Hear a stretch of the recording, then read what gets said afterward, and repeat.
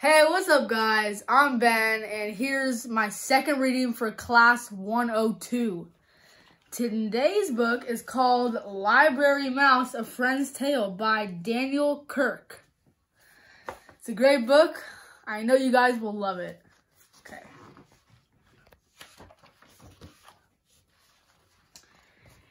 Sam was a library mouse. He lived in a little hole in the wall behind the children's reference books.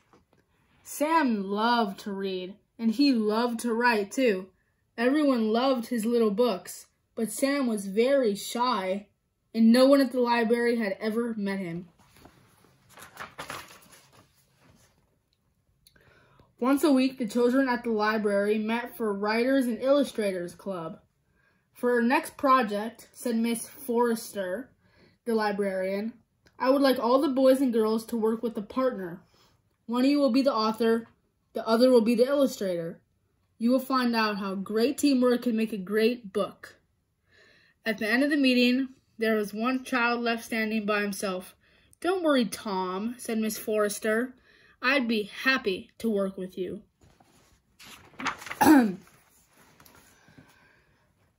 When night came, Sam the library mouse went to do some research for a story he was planning to write.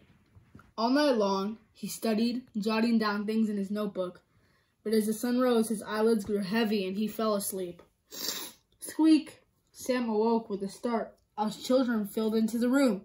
In a hurry to escape, he left his little notebook behind. Tom discovered it on the librarian's desk. Carefully, he opened the cover and turned the pages. Then he went to tug at Miss Forrester's sleeve. What's this? Said the librarian, flipping through the notebook. From the title of the stories in here, I would guess this belongs to Sam, our mystery author. He's written so many books, and yet we've never had the pleasure of meeting him. Let's put it back on your desk, said Tom, so Sam will find it.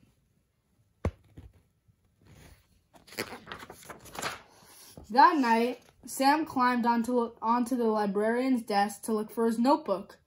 As he hurried back across the desk with his prize in his arms, the mouse stepped across an ink pad and left behind a trail of footprints.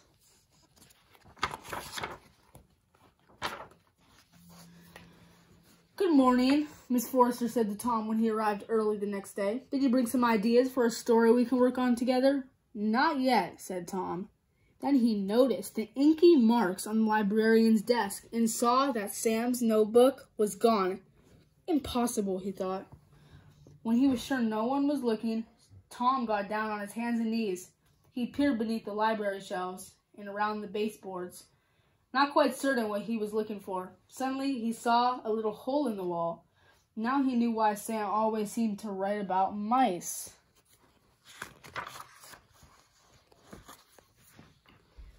Tom tore a piece of cheese from the snack he had brought and left it by the opening. Oh no, Sam cried when he stepped out of his hole that night and saw the cheese. Who could have left it, he wondered. What do they want? Sam thought it might be best to leave the cheese alone and pretend he had never seen it. The next time Tom came to the library, he found the cheese looking dry and lonely, just where he had left it. He replaced it with the peanut butter cracker. Maybe Sam will like this better, he thought. Indeed, when Sam awoke and smelled the cracker, it was all he could do to not gobble up the treat. Clearly, someone had discovered his hole. Sam hoped that if he ignored the food, whoever it was would go away and forget about him. But Tom did not forget about Sam. He thought about writing a letter to the library mouse, but he wasn't sure what to say. Then he got an idea. He sat down and started to write a story. It was called The Shy One, and this is how it began. Once upon a time, there was someone who was very shy. His name was Sam. People seemed to make him nervous.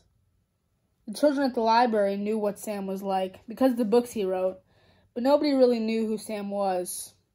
And that seemed to suit him just fine until one day, when he finished writing, Tom folded up the paper and left it just outside the little hole in the wall.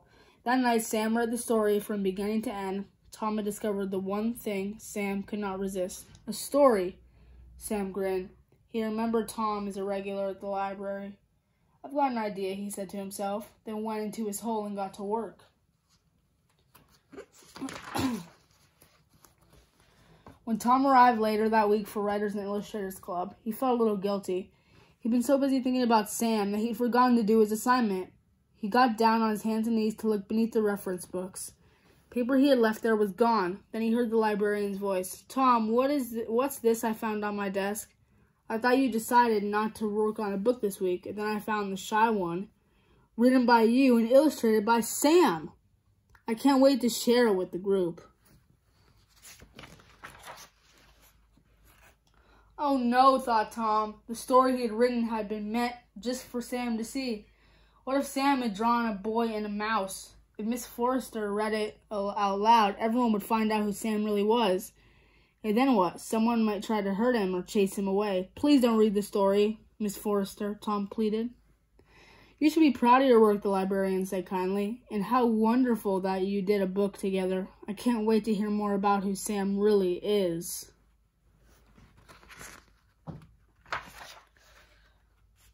When everyone was seated, Miss Forrester held up a little book. She began to read. Once upon a time, there was someone who was very shy. His name was Sam.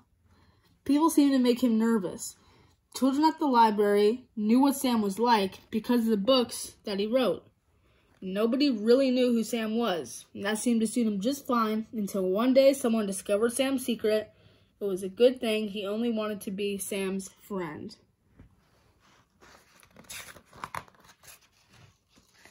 Miss Forrester read the story from beginning to end, and Tom was amazed to see the pictures that Sam had drawn. The illustrations showed 2 mice instead of 1, and one of them was named Tom. "So tell us," said Miss Forrester, "just who is this Sam who read so many of our books? I just have to ask. Is it you?" "Oh no," answered Tom with a shy smile. "I just wrote the story. Sam is real, but he likes his privacy. So, that's all I'm going to say. A friend knows how to keep a secret."